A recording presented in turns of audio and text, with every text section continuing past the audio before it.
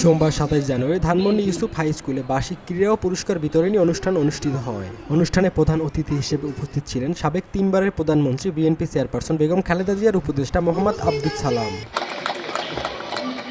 প্রধান অতিথির বক্তব্যে আব্দুস সালাম বলেন, শরীর স্বাস্থ্য ভালো রাখতে খেলাধুলার বিকল্প নেই এবং শরীর স্বাস্থ্য ভালো থাকলেই ভালো পড়াশোনা সম্ভব।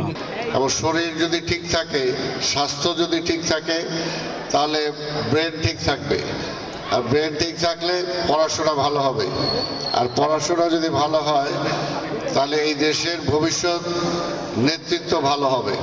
তিনি এলাকাবাসীদের উদ্দেশ্য করে বলেন, স্কুলের পরিবেশ যাতে ভালো থাকে তাই আপনারা শিক্ষকদের সহযোগিতা করবেন।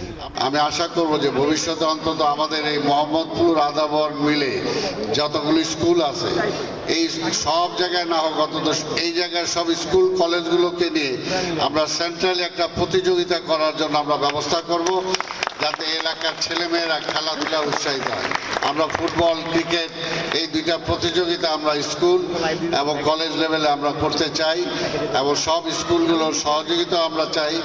তাই আমরা আশা করব এলাকার মুরব্বী যারা আছে তারাও এই ব্যাপারে সহযোগিতা করবেন এবং স্কুলগুলোর পরিবেশ যদি ভালো থাকে, স্কুলে সবসময় বাইরের কেউ আইসে যাতে আমরা আড্ডা টাড্ডা না দেই, স্কুলের পরিবেশটা যাতে আমরা ভালো রাখি, স্কুলের শিক্ষক শিক্ষয়িত্রী যারা আছে তাদেরকে যাতে আমরা সহযোগিতা করি, সেই ব্যাপারে আমাদের খেয়াল রাখতে হবে। বিশেষ অতিথির বক্তব্যে অভিনেতা আহমেদ শরীফ বলেন, জিয়াউর রহমান, বেগম খালেদা জিয়া ও আব্দুস সালামের সাথে রাজনীতি করার সুযোগ হয়েছে আমার। জিয়া সাহেবের সঙ্গে রাজনীতি করার মানুষ, পরবর্তী সময়ে আমি খালেদা জিয়ার সঙ্গেও করেছি।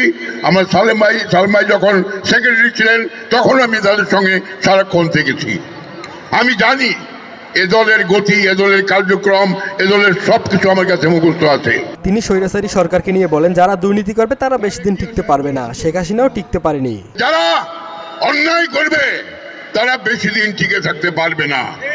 জোর করে 15 বছর বাংলাদেশের মানুষ রক্ত চুষে চুষে খেয়েছেন। শেখ হাসিনা উনি বলেন উন্নতি নাকি করেছেন। আরে তাকিয়ে দেখেন বাংলাদেশে উন্নতির সোপান কে তৈরি করেছিল? প্রেসিডেন্ট জিয়া, যিনি উন্নতির সোপান তৈরি করেছিলেন। মাহমুদ রাহাত, ভিওডি বাংলা, ঢাকা। আপনাদের জানা